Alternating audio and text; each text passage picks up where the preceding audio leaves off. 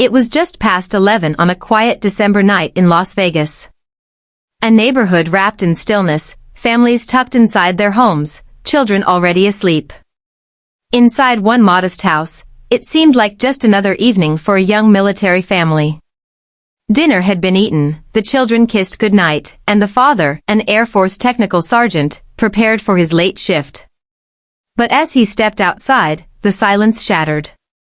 The crack of gunfire pierced the night air, sharp and merciless. Within seconds, the home that once symbolized safety and love was transformed into a crime scene drenched in terror and blood. What happened that night would unravel a story no one could have imagined, a story of betrayal, obsession, and a conspiracy so cold that it left even seasoned detectives stunned. Nathan Paete was a man built from loyalty and sacrifice. Born in Guam in 1982, he grew up surrounded by ocean, tradition, and family values. He was remembered as warm, playful, and deeply devoted to those he loved. From his teenage years, one girl captured his heart, Michelle. They started a family early, bound together by youth, love, and the weight of responsibility. By 2002, Nathan enlisted in the United States Air Force, and from the frozen landscapes of Alaska to the desert heat of Arizona, he built a career marked by honor. He rose through the ranks, trained others, and served during the Iraq War. He was known for his work ethic, for his pride in wearing the uniform, and above all, for his dedication to Michelle and their children. Life wasn't always easy, but for Nathan, family meant everything.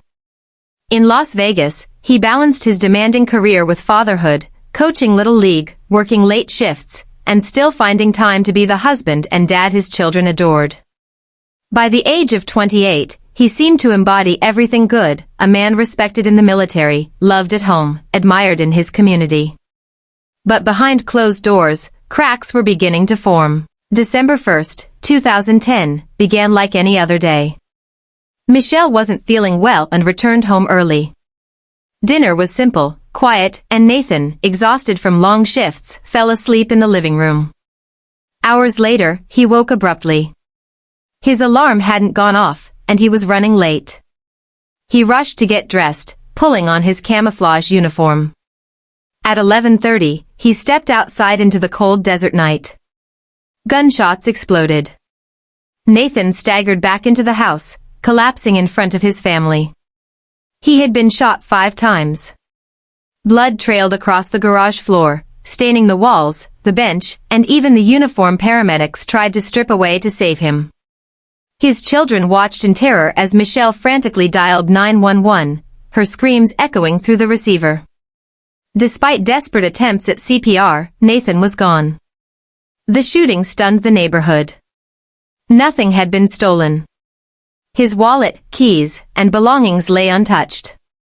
Whoever had fired those bullets wasn't after money. They wanted Nathan dead. Detectives immediately suspected this was no random attack.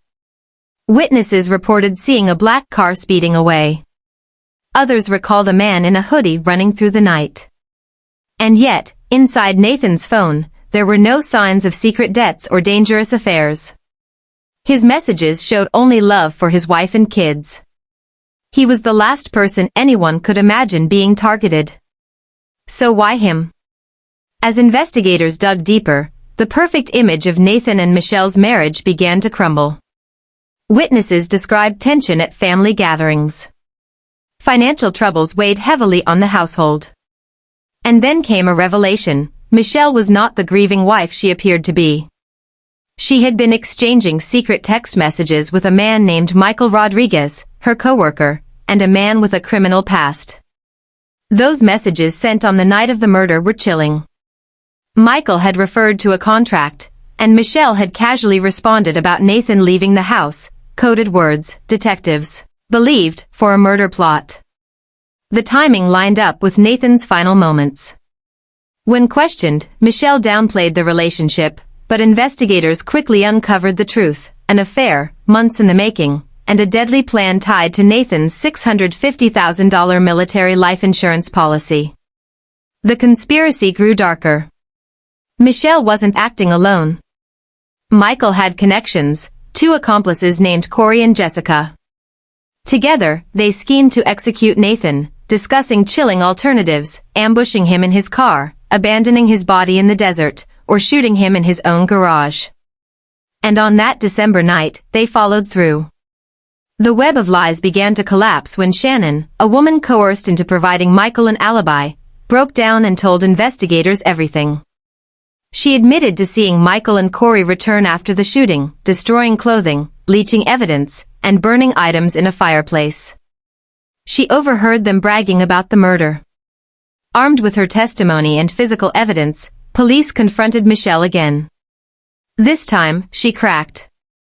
Tearfully, she confessed, not only to the affair, but to being part of the plan to kill her husband. She claimed she tried to sabotage it, that she turned off his alarm in hopes he'd miss his shift and avoid the ambush. But detectives didn't believe her. The texts spoke for themselves.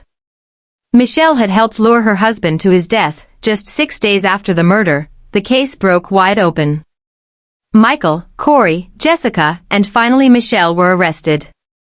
The charges, conspiracy and first-degree murder. For Nathan's family, the pain was indescribable. His parents flew from Guam, weeping as they faced the reality that their son, so loyal, so selfless, had been betrayed by the very woman he trusted most. His children, now fatherless, were placed under his mother's care. At the funeral, his fellow airmen remembered him as a man of honor. His family remembered him as the heart of their lives. Years of court delays followed, but one by one, the conspirators fell. Michael and Corey pleaded guilty, both sentenced to life in prison. Jessica received a lighter sentence for her cooperation. And Michelle, Nathan's wife, the mother of his children, the woman who once promised him forever, was sentenced to life without parole. The judge called her actions insidious, cold, and incomprehensible. He reminded the courtroom that she had gone to bed beside Nathan night after night, all while plotting his murder with another man. For Nathan's family, the betrayal will never heal. His children still struggle with trauma, fearful that the mother who gave them life once plotted to destroy the very foundation of their family. In the end, Michelle Paet chose money and obsession over love and loyalty. She thought she could rewrite her future by erasing her husband. Instead, she destroyed everything, including herself. Nathan's story is one of devotion turned into tragedy, of trust poisoned by betrayal. He lived as a man of honor, and he died as a victim of the person he trusted most. And no matter how far his killers tried to bury the truth, it was always waiting just beneath the surface.